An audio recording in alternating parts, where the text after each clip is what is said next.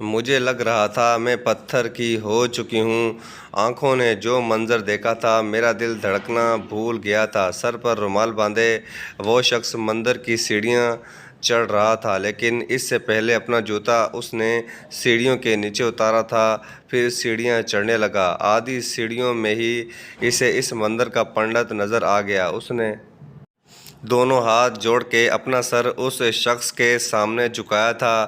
اس پنڈت نے اس کے ماتھے پر سرخ رنگ کا سندور لگایا، اسے پرساد دیا، پھر وہ اوپر کی سیڑھیاں چڑھ گیا۔ میں اس وقت بے جان وجود کے ساتھ یہ منظر دیکھ رہی تھی، اس سے زیادہ میں دیکھ نہیں سکتی تھی۔ میری آنکھوں سے آنسو گرنے لگے۔ میں نہیں جانتی تھی کہ کوئی اتنا بڑا دھوکہ بھی دے سکتا ہے۔ مجھے لگا میرا دل تھم گیا ہے، دھڑکنا بھول گیا ہے۔ یہ میں نے کیا کر دیا تھا؟ کیوں کر دیا تھا؟ میں نے کیوں اعتبار کیا اس شخص کا؟ کیوں یہ سمجھ لیا کہ وہ میری محبت میں کچھ بھی کر سکتا ہے؟ اس نے تو کچھ بھی نہیں کیا تھا، کیا تو میں نے تھا۔ مجھے آج اپنے اس عمل پر افسوس ہو رہا تھا۔ مجھے لگ رہا تھا کہ میرا پورا وجود غلاظت سے بھر چکا ہے، ایک گندی غلیظ غلاظت میرے جسم کے ساتھ چپک گئی ہے، جسے میں چاہ کر بھی خود سے دور نہیں کر سکتی۔ میرے پورے جسم میں جھرجھری سی آئی تھی۔ میرا ہاتھ اپنے پیٹ پر گیا تھا اور مجھے ایک زوردار جھٹکا لگا تھا۔ میرے وجود میں جو بچہ پل رہا تھا وہ ایک ہندو کا بچہ تھا، وہ ہندو نوجوان جس نے مجھے محبت کے نام پر بہت بڑا دھوکہ دیا تھا۔ مجھے یہ پرواہ نہیں تھی کہ میں 7ویں مہینے سے ہوں۔ وہاں سے واپس کو پلٹ کے میں اتنی تیز چل رہی تھی کہ دیکھنے والوں کو یہ محسوس ہو رہا تھا کہ جیسے میں بھاگ رہی ہوں۔ اب میرے پیٹ میں ٹھیسیں اٹھنے لگیں، لیکن مجھے پرواہ نہیں تھی۔ مجھے اپنے آپ سے اور اپنے بچے سے گھن آ رہی تھی۔ میں نے محبت کی خاطر اپنا ایمان بیچا تھا۔ مجھ سے زیادہ گھاٹے کا سودا کسی نے نہ کیا ہوگا۔ میری آنکھوں سے آنسو بہہ جا رہے تھے۔ ایمان، میں تمہارے لیے کچھ بھی کر سکتا ہوں، بس تم ایک بار کہہ دو کہ تم مجھے چھوڑو گی نہیں۔ تم کہو تو میں ابھی تمہارے ساتھ چلتا ہوں، مسجد میں کلمہ پڑھ لیتا ہوں، مسلمان ہو جاتا ہوں۔ عورت مرد کے محبت کے 4 جملے سن سن کر سب کچھ دینے کو تیار ہو جاتی ہے۔ لڑکیوں نے شاید مردوں کی محبت بھری باتوں میں آ کر اپنی عزت گنوائی ہوگی، اپنا مقام گرایا ہوگا، اپنا گھر بار، شوہر بچے چھوڑے ہوں گے، ماں باپ کی محبت کو قربان کیا ہوگا، لیکن میں نے تو اپنی آخرت ہی بیچ ڈالی تھی۔ میں نے اپنا ایمان گنوا دیا تھا۔ مجھے اپنی اس محبت سے نفرت محسوس ہونے لگی تھی۔ میرے ماں باپ ٹھیک ہی کہتے تھے یہ نو مسلم لوگ کبھی بھی دین پر زیادہ دیر تک نہیں رہتے۔ جو آج تمہاری خاطر اپنا دھرم چھوڑ رہا ہے، کل کو تمہیں کسی اور کی خاطر چھوڑ سکتا ہے۔ یہ بھی ہو سکتا ہے کل کو تمہیں اپنانے کے بعد اپنا دھرم واپس اپنا لے۔ پھر کیا کرو گی تم؟ کیوں تمہیں سمجھ نہیں آتا کہ تم ایک سید زادی ہو؟ میری آنکھوں سے آنسو بہہ جا رہے تھے۔ میرا جی چاہا کہ وقت کا پہیہ پیچھے کو پلٹ جائے۔ اس وقت میری آنکھوں میں رام کی محبت کی پٹی بندھی تھی جو اب کھل چکی تھی۔ اس کا نام رام تھا، لیکن اس نے میری خاطر اپنا نام نور محمد رکھ لیا تھا۔ لیکن آج جب میں نے اسے دیکھا تو مجھے احساس ہو گیا تھا کہ وہ کبھی بھی نور محمد بن ہی نہیں سکتا، کیونکہ اس نے صرف مجھے اپنانے کے لیے یہ سب کچھ کیا تھا۔ اس کے دل میں بھی رام تھا، اسی لیے وہ آج اپنے رام کے پاس ہی جا رہا تھا۔ اس نے تو کچھ بھی نہیں کھویا تھا، نہ اپنا دھرم، نہ محبت، لیکن مجھے کہیں کا نہیں چھوڑا تھا۔ میں پیدل گھر پہنچی تھی، حالانکہ بڑی لمبی مسافت تھی۔ میں تو وہاں کھڑی بس کا انتظار کر رہی تھی۔ مجھے کیا پتا تھا کہ مجھے یہ سب دیکھنے کو ملے گا۔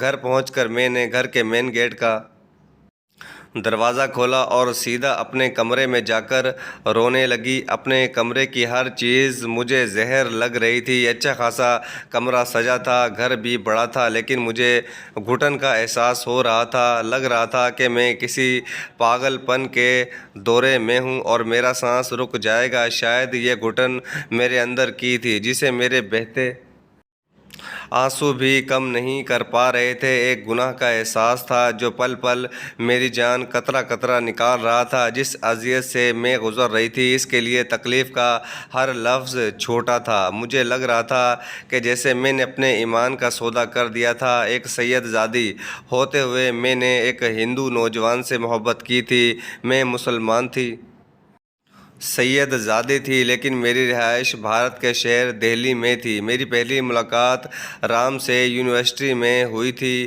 وہ عام ہندو نوجوانوں کی طرح شر پسندی کا قائل نہیں تھا، یا شاید مجھے دکھانے کے لیے اس نے خود کو میرے سامنے بہت اچھا ثابت کرنے کی کوشش کی تھی۔ جو بھی تھا، لیکن گھاٹے کا سودا تو مجھ سے ہوا تھا۔ کہتے ہیں کہ انسان محبت میں اندھا ہو جاتا ہے، یہاں تک کہ اپنی عزت بھی کھو بیٹھتا ہے، لیکن میں نے تو محبت میں اندھا ہو کر اپنا ایمان بیچ ڈالا تھا۔ اور آج میں جس مقام پر تھی میرے پاس الفاظ نہیں تھے۔ میں اپنی گزشتہ زندگی کے صفحات کو پلٹ ہی رہی تھی کہ جب مجھے مین گیٹ کھلنے کی آواز آئی، کیونکہ اس کے پاس گھر کی چابی تھی۔ میں نے اپنے آنسو پونچھے تھے۔ کچھ ہی دیر میں وہ کمرے میں داخل ہوا۔ کمرے کا حلیہ یکسر بدلا ہوا تھا۔ سر پر رومال نہیں تھا بلکہ ٹوپی تھی، نہ ہی ماتھے پہ سندور کا نشان تھا۔ کمرے میں داخل ہوتے ہی مجھے مسکرا کر دیکھنے لگا، میرے پاس آیا۔ میں کھڑے ہو گئی۔ اس نے ہمیشہ کی طرح مجھ سے آتے ہی معانقہ کیا تھا، پھر میرے ماتھے پر بوسہ دیا تھا۔ ہمیشہ وہ ایسا ہی کرتا تھا، لیکن آج مجھے اس کا یہ عمل ایک اذیت میں مبتلا کر گیا تھا۔ وہ مجھ سے یہ پوچھ رہا تھا کہ ایمان، تم نے کھانا تو ٹھیک سے کھایا تھا نا؟ اپنی میڈیسن تو لی تھی؟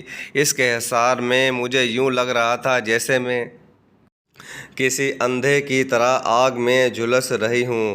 میں وہاں سے پیچھے ہٹی تھی۔ میری اس بے ساختہ حرکت پر مجھے ایسے دیکھ رہا تھا۔ کہنے لگا، کیا ہوا؟ میں نے کہا، تم کہاں سے آ رہے ہو؟ میری بات سن کر وہ بس مسکرانے لگ گیا۔ کہنے لگا، مسجد سے آ رہا ہوں۔ مغرب کی نماز پڑھ کر میرا جی چاہا اس کی اس منافقت پر اس کا منہ نوچ لوں، اس کا گریبان پکڑ کر پھاڑ دوں، اس سے پوچھوں کہ اس نے مجھے اتنا بڑا دھوکہ کیوں دیا۔ میں نے کہا، میرے سر میں درد ہے، یہ طبیعت ٹھیک نہیں ہے۔ یہ سن کر وہ پریشان ہو گیا تھا۔ میں نے کہا، میں سونا چاہتی ہوں۔ کہنے لگا، ٹھیک ہے، تم آرام کرو، کھانے کی فکر مت کرو، میں بازار سے لے آؤں گا، بس تم اپنا خیال رکھو۔ اور میرے بچے کا یہ کہہ کے وہ کمرے سے جا چکا تھا، اور مجھے اپنے وجود میں پلنے والے اس بچے سے بھی نفرت محسوس ہو رہی تھی۔ مجھ سے محبت کرنے والا یہ شخص جو بظاہر میں مجھ پر جان چھڑکتا تھا، کچھ خاص نہیں۔ دیکھ کر مجھے اپنا کیا غلط فیصلہ یاد آنے لگا۔ 14ویں جماعت پڑھنے کے بعد جب میں نے اپنے ابا سے یونیورسٹی جانے کے لیے کہا تھا، انہوں نے مجھے انکار کر دیا تھا۔ کہنے لگے کہ میں نے تمہیں دہلی کے اس کالج میں تعلیم دلوائی تھی جہاں پر صرف لڑکیاں ہی پڑھتی ہیں، لیکن یونیورسٹی کا ماحول بہت الگ ہے۔ میں نے اپنے ابا سے کہا، بابا، کیا آپ کو مجھ پر اعتبار نہیں ہے؟ وہ کہنے لگے، تم پر ہے پر اس معاشرے پر نہیں ہے۔ ایک تو تم جانتی ہو کہ لڑکیوں کے ساتھ پڑھنا مجھے ویسے بھی پسند نہیں ہے، بے پردگی کا خوف ہی رہتا ہے، اور دوسرا یہ پاکستان نہیں ہے جہاں پر مسلم کمیونٹی ہی زیادہ ہے، یہاں پر ہندو مسلم دونوں ہی ہوتے ہیں۔ مجھے نہیں لگتا کہ تمہیں مزید تعلیم حاصل کرنی چاہیے۔ میں نے کہا، ابا، میرا خواب ہے مجھے انگلش میں پڑھنے کی اجازت دے دیں، آپ کو مجھ پر بھروسہ ہونا چاہیے۔ وہ کہنے لگے، ٹھیک ہے، میں تمہیں اجازت دے دیتا ہوں، لیکن یاد رکھنا تم عام گھرانے کی لڑکی نہیں ہو، ایک سید زادی ہو۔ میں نے ان کے ہاتھ اپنے دونوں ہاتھوں میں تھام لیے۔ میں نے کہا، آپ کو آج تک کبھی شکایت کا موقع ملا ہے؟ انہوں نے نفی میں سر ہلا دیا اور میرے سر پر شفقت سے ہاتھ رکھا۔ میں نے کہا، آپ کو آئندہ بھی کبھی مجھ سے شکایت نہیں ہوگی۔ میں اپنے ہاتھوں میں کالے رنگ کے دستانے پہن کر اور پورے نقاب میں جاتی تھی۔ میرا مقصد تعلیم حاصل کرنا تھا، لیکن میں نہیں جانتی تھی کہ میرا نقاب کرنا میرے لیے ایک بہت بڑی آزمائش بن جائے گا۔ میں پڑھنے میں بہت اچھی تھی۔ میری کلاس میں 300 سے زائد اسٹوڈنٹ تھے اور ان سب میں ایک امتیازی حیثیت لے گئی تھی۔ تمام پروفیسر کو میرا نام یاد تھا۔ میری کلاس کے اسٹوڈنٹ میں رام شریواستو بھی شامل تھا۔ کون نوجوان عام ہندو نوجوانوں کی طرح سطحی سوچ کا مالک نہیں تھا۔ اس کی باتیں مختلف ہوتی تھیں۔ ابھی مجھے پڑھتے ہوئے کچھ ہی وقت گزر رہا تھا کہ جب ایک فساد لگنے لگا تھا۔ مسلمان اسکارف اور نقاب پہننے والی لڑکیوں کو عتاب کا نشانہ بنانا شروع کر دیا تھا۔ پہلے تو ہمارے پاس سے گزرنے والے لڑکے ہم پر جملے کستے تھے کہ ویسے تو بڑی باپردہ بنی پھرتی ہو اور سبجیکٹ انگلش لے رکھا ہے، ارے بھائی دیندار ہے تو پھر گھر پہ بیٹھ کے اپنے دین کی کتابیں پڑھو۔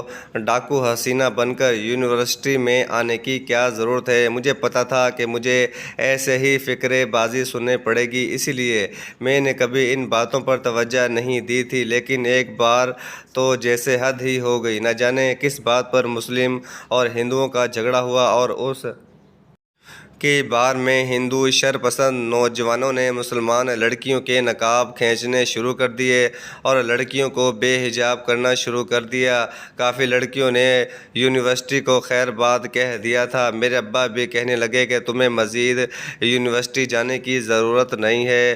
میں نے کہا ابا میرے سیمسٹر کے پیپر ہونے والے ہیں، میں چھٹی نہیں کر سکتی ہوں۔ وہ کہنے لگے کہ بہت سی لڑکیوں کو بے آبرو کیا ہے ان شرپسند ہندوؤں نے، میں تمہارا رسک نہیں لے سکتا۔ میں نے کہا بابا مجھے پیپر دینے دیں، اس کے بعد جو آپ کہیں گے میں وہی کر لوں گی۔ میں اپنے پیپر دینے کے ارادے سے یونیورسٹی پہنچی تھی کہ جب ہندو شرپسند نوجوانوں کا ایک گروپ اختیار میں آ کر لڑکیوں کے دوپٹے اتار رہے تھے اور کہہ رہے تھے کہ جے شری رام کے نعرے لگاؤ۔ مجھے یہ دیکھ کر اتنا طیش آیا کہ میں نے اللہ اکبر کے نعرے لگانے شروع کر دیے۔ یہ دیکھ کر وہ سب نوجوان میری طرف متوجہ ہوئے، ان کی آنکھوں میں تو جیسے خون اترا ہوا تھا۔ وہ میری طرف بڑھنے لگے، اس سے پہلے کہ وہ اپنا ہاتھ بڑھا کر میرا برقع نقاب اتارنے کی کوشش کرتے، کسی نے ان کی کلائی کو بڑی زور سے پکڑا تھا اور وہ بھی چیخ رہا تھا۔ میں تو اپنی آنکھیں بند کر چکی تھی، کہی جا رہی تھی اب یہ ہندو نوجوان میرے ساتھ کیا کریں گے، لیکن جب مجھ پر کوئی بھی وار نہیں ہوا تو میں نے آنکھیں کھول کر دیکھا۔ حیرت شاید چھوٹا لفظ ہے۔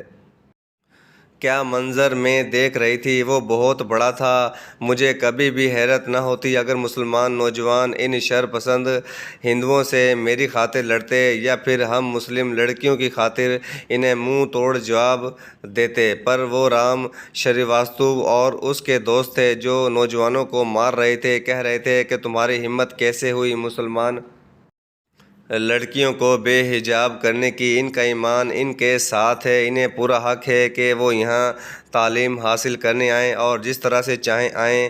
وہ شخص مسلمان لڑکیوں کی خاطر لڑ رہا تھا، ان ہندوؤں کو مار بھی رہا تھا، ان سے مار بھی کھا رہا تھا۔ پھر اسی کے ایک دوست نے پولیس کو خبر کر دی۔ کچھ ہی دیر میں پولیس انسپکٹر بھی وہاں پہنچ گیا۔ پولیس کی موبائلیں دیکھ کر میں خوش ہوئی اور وہ شرپسند ہندو بھی خاموش ہو گئے۔ شاید اس نوجوان کا اصول تھا کہ اس کے کہنے پر پولیس نے ہندو شرپسندوں کو گرفتار کر لیا۔ پہلی بار میں نے اس نوجوان کو غور سے دیکھا تھا جو اس انسپکٹر سے کہہ رہا تھا کہ اگر آپ لوگوں نے ان نوجوانوں کے خلاف ایکشن نہیں لیا تو میں اوپر تک بات لے کر جاؤں گا۔ جن جن لڑکیوں کو انہوں نے چھیڑا ہے اچھا نہیں کیا، یہ سب نوجوان ان سے معذرت کریں گے ورنہ میں ان کو چھوڑوں گا نہیں۔ انسپکٹر کہنے لگا کہ ہماری کوشش ہے کہ یہ فساد نہ بڑھے اور ہم کوشش کر رہے ہیں کہ ان لڑکیوں سے معذرت کروائی جائے۔ بہت جلد اس مسئلے کا حل ہو گیا تھا۔ ہم لڑکیوں کو کھلے عام پردہ کرنے کی اجازت مل چکی تھی، اسی لیے شرپسند ہندو نوجوانوں نے بھی اپنی زبانوں کو تالے لگا دیے اور اس میں اہم کردار اس نوجوان رام شریواستو کا تھا۔ اس کا کہنا تھا کہ اگر ہم اپنے مذہب کو چھوڑ کر صرف یہ سوچیں گے کہ ہم انسان ہیں تو ہمیں انسان ہونے کے ناطے ایک دوسرے کا احساس کرنا چاہیے۔ جب ہمیں اپنے مندروں میں جانے کی اور پوجا پاٹ کرنے کی کھلی اجازت ہے تو مسلمانوں کو بھی حق ہے کہ وہ پوری آزادی سے اپنے دین کے فرائض کو سر انجام دیں۔ میں اس کی باتوں کی دل سے قائل ہونے لگی تھی۔ وہ شخص تمام مسلمان لڑکیوں سے یہ کہہ رہا تھا کہ اگر آپ کو کسی بھی قسم کی شکایت ہو تو آپ بلا جھجک مجھ سے کہہ سکتی ہیں۔ مجھے یقین نہیں آ رہا تھا کہ وہ واقعی ایک ہندو نوجوان ہے۔ اس کی سوچ بہت مختلف تھی۔ پھر وہ میرے پاس آیا تھا، مجھ سے بھی اس نے یہی جملے دہرائے تھے۔ پھر کہنے لگا، مجھے آپ کا اپنے حق کی خاطر آواز اٹھانا بہت اچھا لگا۔ انسان کو خاموش نہیں رہنا چاہیے، اپنے اوپر ہونے والے ظلم کے خلاف آواز اٹھانی چاہیے۔ پھر کہنے لگا، مجھے مسلمان عورتوں کا پردہ کرنا بہت پسند ہے۔ عورت بالکل سیو ہو تو بہت اچھی لگتی ہے۔ وہیں سے ہماری بات کا سلسلہ شروع ہوا تھا۔ پتہ ہی نہیں چلا کہ میرے دل میں اس کے لیے محبت کے جذبات بننے لگے ہیں۔ میرے ابا نے میرا رشتہ میرے چچا زاد سے طے کر دیا، حالانکہ میں جانتی تھی کہ سید زادی کی شادی ایک سید زادے سے ہی ہوتی ہے، لیکن نہ چاہتے ہوئے بھی میرا اپنے دل پر اعتبار نہیں تھا۔ میں روئے جا رہی تھی اور یہ بھی معلوم نہیں تھا کہ میں کیوں رو رہی ہوں۔ 2 دن میں یونیورسٹی بھی نہیں گئی۔ تیسرا دن تھا کہ مجھے بخار ہو گیا۔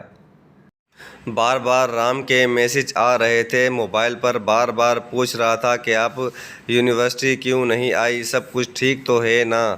میں نے کوئی جواب نہیں دیا۔ کیا کہتی؟ ایک آنسو تھے کہ جس پر میرا اختیار نہیں تھا۔ وہ میرے لیے ایک ایسا انسان تھا جس کو میں چاہ کر بھی پا نہیں سکتی تھی۔ وہ مسلمان ہوتا تو شاید میں اسے ویسے بھی بتا دیتی۔ یہ میں جانتی تھی کہ نہ تو وہ میری خاطر اپنا دھرم بدلے گا، نہ ہی میں کبھی بے دین ہونے کے بارے میں سوچوں گی۔ ممکن ہی نہیں تھا۔ 3-4 دن میں اس کے ہزاروں کے حساب سے میسج آئے تھے جس کا میں نے کوئی جواب نہیں دیا۔ سوچ چکی تھی کہ اب اس سے کترانا شروع کر دوں گی، بات چیت چھوڑ دوں گی، دل خود بخود بھی سنبھل جائے گا۔ اب دل اگر کسی چھوٹے بچے کی طرح آگ کی ضد کرے تو ہم اسے آگ تو نہیں پکڑا دیتے۔ اتنا شعور تو میں بھی رکھتی تھی۔ جب میں یونیورسٹی گئی تو سب سے زیادہ بے چین وہی تھا۔ شیف بڑی ہوئی تھی، بکھری ہوئی حالت میں تھا۔ مجھے دیکھ کر فوراً سے میرے پاس آیا، کہنے لگا، کیوں نہیں آ رہی تھی تم یونیورسٹی؟ جانتی ہو یہ دن میں نے کیسے کاٹے ہیں؟ میرے ایک میسج کا جواب تک تم نے نہیں دیا۔ 1 منٹ میں اس نے سارے تکلف کی دیواریں گرائی تھی۔ آپ سے تم پر آیا تھا۔ میں اس کے سامنے اپنا ضبط نہیں کھونا چاہتی تھی۔ میں نے کہا، کیوں، کوئی کام تھا آپ کو؟ میرے یوں اجنبی لہجے پر وہ حیران ہوا تھا۔ کہنے لگا، نہیں، کوئی کام نہیں تھا، تمہاری فکر تھی۔ تم نے کبھی اتنی لمبی چھٹی جو نہیں لی، تم ریگولر پڑھنے جو آتی تھی۔ میں نے کہا، میرے کچھ گھریلو معاملات تھے۔ یہ کہہ کر میں کلاس روم میں چلی گئی۔ پورا دن میں اس کی نظروں کے حصار میں رہی تھی۔ آخری کلاس لینے کے بعد کہنے لگا، ایمان، مجھے تم سے کچھ بات کرنی ہے۔ میں نے کہا، لیکن میرے پاس وقت نہیں ہے، مجھے گھر جلدی جانا ہے۔ وہ میرے سامنے آ کے کھڑا ہو گیا۔ کہنے لگا، تمہیں ہوا کیا ہے؟ مجھ سے ٹھیک سے بات کیوں نہیں کر رہی؟ اس کی آواز سے یوں لگ رہا تھا کہ جیسے ابھی رو دے گا۔ میں صبر کا دامن نہیں چھوڑنا چاہتی تھی۔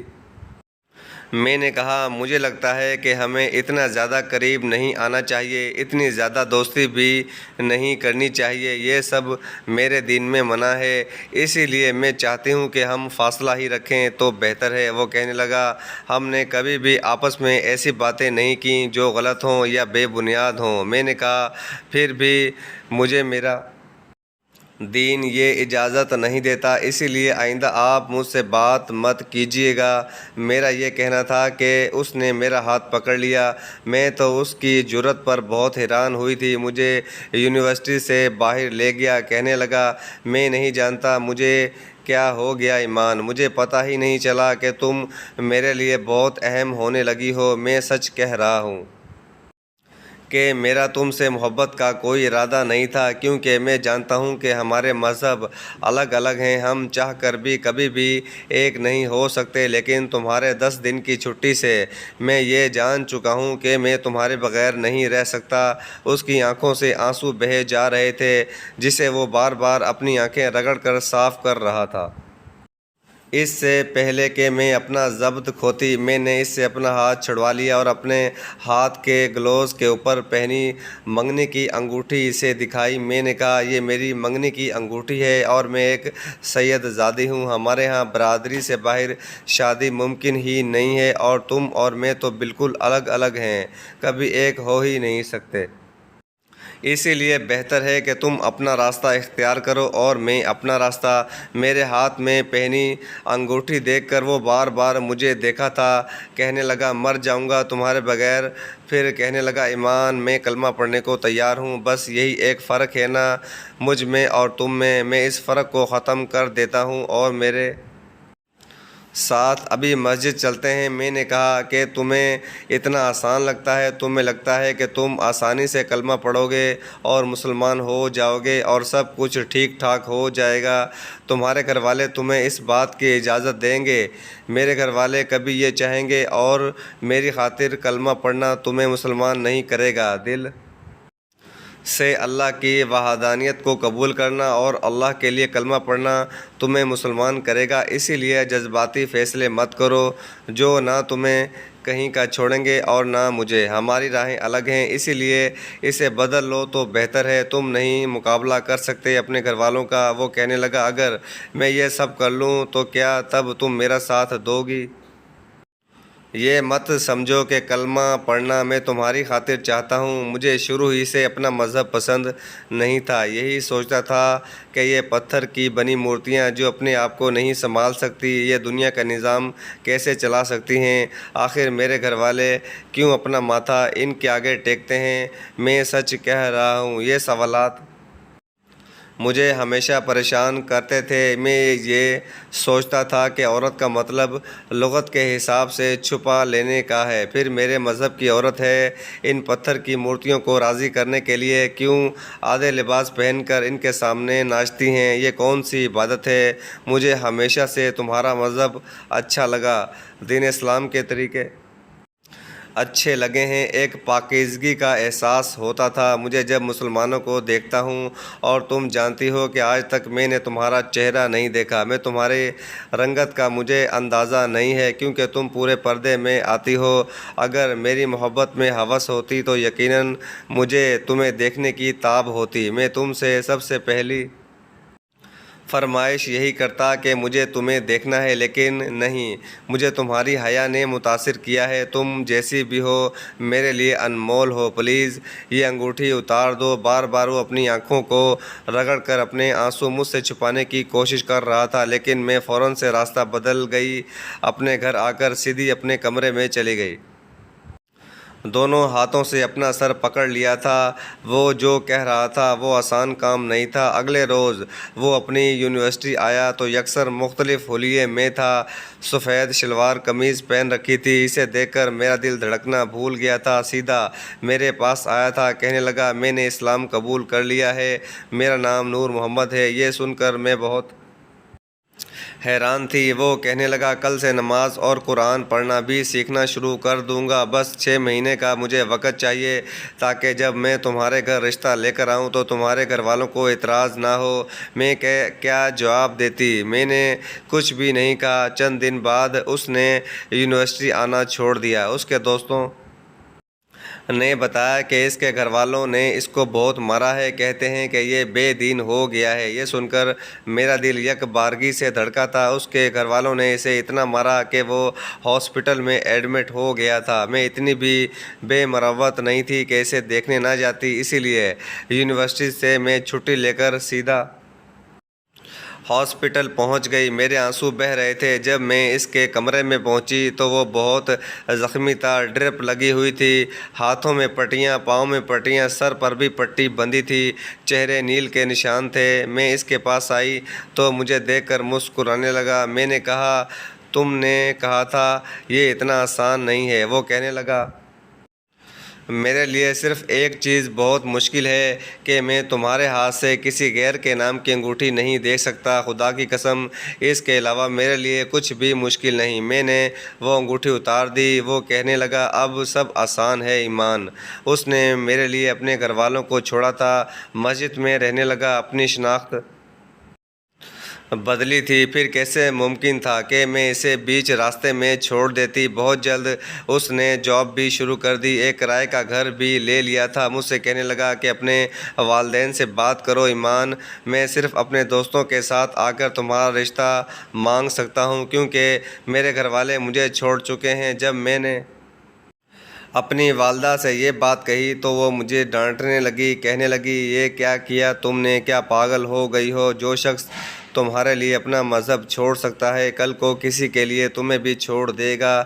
میں نے کہا، وہ پہلے ہی سے اپنے مذہب کو پسند نہیں کرتا، اس نے خود ہی اسلام قبول کیا ہے، میرے کہنے پر نہیں۔ امی کہنے لگی، یہ سب جذباتی فیصلہ ہے، ہو سکتا ہے تمہیں اپنانے کے لیے اس نے یہ سب کیا ہو۔ کل تم سے شادی کرنے کے بعد وہ دوبارہ سے اپنے مذہب کو واپس اپنا لے، پھر کیا کرو گی تم؟ تمہارے ابا تو سید کے علاوہ تمہاری کہیں شادی نہیں کریں گے، تم نے سوچ بھی کیسے لیا؟ میں نے کہا، امی اس نے میرے لیے بہت قربانیاں دی ہیں، اپنے گھر والوں سے مار کھائی ہے، سب کچھ چھوڑ دیا ہے، میں اسے چھوڑ نہیں سکتی۔ اس بات کی خبر جب میرے والد کو ہوئی تو وہ کہنے لگے، کیا میں تمہیں اسی لیے یونیورسٹی بھیجتا تھا؟ مجھے ایسی بات کا ڈر تھا، وہ نوجوان تمہیں دھوکہ دے رہا ہے۔ میرے والد نے مجھے کمرے میں بند کر دیا، کہنے لگے، میں آج ہی تمہارا نکاح تمہارے چچا زاد سے کروا دوں گا۔ لیکن میں رونے لگی۔ میں نے کہا، میں ایسا کچھ نہیں کروں گی ابا، میں جس سے محبت کرتی ہوں آپ میرا نکاح اسی سے کروا دیں۔ وہ کہنے لگے کہ بہت پچھتاؤ گی، یہ وقتی طور پر ہونے والے مسلمان کبھی بھی دین پر قائم نہیں رہتے۔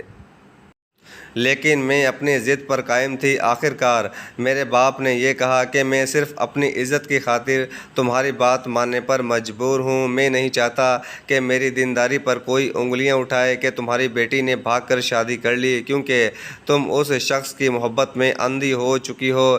یہ سن کر میری آنکھوں سے آنسو بہنے لگے۔ میرا ایسا کوئی ارادہ نہیں تھا، لیکن محبت کی خاطر مجھے یہ سب سننا پڑا۔ چند ہی دن میں نور محمد اپنا رشتہ لے کر آیا تھا۔ میرے والد نے بے دلی سے اس کا رشتہ قبول کیا اور سادگی سے میرا نکاح بھی پڑھوا دیا۔ ہم ایک دوسرے کو پا کر بہت خوش تھے۔ میں نے نور محمد کو کبھی بھی کچھ بھی ایسا کرتے نہیں دیکھا تھا جس پر اس پر شک کرتی۔ روزانہ کلام پاک مجھے سناتا تھا، یاد بھی کرنے کی کوشش کرتا تھا، نماز بھی پابندی سے مسجد میں ادا کرتا تھا۔ میرے ساتھ بھی اس کا رویہ بہت اچھا تھا، مجھ سے بے تحاشا محبت کرتا تھا۔ ہماری زندگی دین کے مطابق ہی چل رہی تھی۔ مجھے پردے کی عادت تھی، اسے میرا پردہ بہت اچھا لگتا تھا۔ میں بہت جلد امید سے ہو گئی تھی۔ اب تو وہ میرا بہت خیال رکھتا تھا، لیکن جو کچھ میں آج دیکھ کے آ رہی تھی میرے ہوش اڑ کے رہ گئے تھے۔ میرے ماں باپ کی بات سچی نکلی تھی، وہ شخص دھوکے باز تھا، اس نے مجھے پانے کے لیے سب ڈرامہ کیا تھا۔ مجھے افسوس خود پر بھی تھا، میں نے کیوں اس کی بات پر بھروسہ کیا تھا، کیوں اپنے ایمان کا سودا کر دیا۔ اب میں یہ سوچ رہی تھی کہ کیا کروں اور کیا نہ کروں۔ رات کو جب وہ میرے قریب آنے لگا تو میرا صبر جواب دے گیا۔ میں اٹھ کے بیٹھ گئی، اس سے کہنے لگی، مجھ سے دور رہو۔ وہ بھی اٹھ کر بیٹھ گیا، کہنے لگا، ایمان کیا بات ہے، کافی دن سے نوٹ کر رہا ہوں تم چپ چپ سی ہو، الجھی ہوئی سی لگ رہی ہو، طبیعت تو ٹھیک ہے نا تمہاری؟ میں نے کہا، مجھے تم سے طلاق چاہیے۔ یہ سننا تھا کہ وہ ایک دم حیران ہو گیا، جلدی سے اپنی سائٹ کا لیمپ آن کیا۔ میں روئے جا رہی تھی۔ تم نے کیا کہا ایمان؟ میں نے کہا، مت لو اپنی گندی زبان سے میرا نام، مجھے تم سے اور اس بچے سے بھی نفرت ہونے لگی ہے۔ تم نے مجھے ناپاک اور پلید کر کے رکھ دیا۔ رام میرے منہ سے اپنا پرانا نام سن کر اس کی رنگت بدلی تھی، کہنے لگا، تم کیا بول رہی ہو؟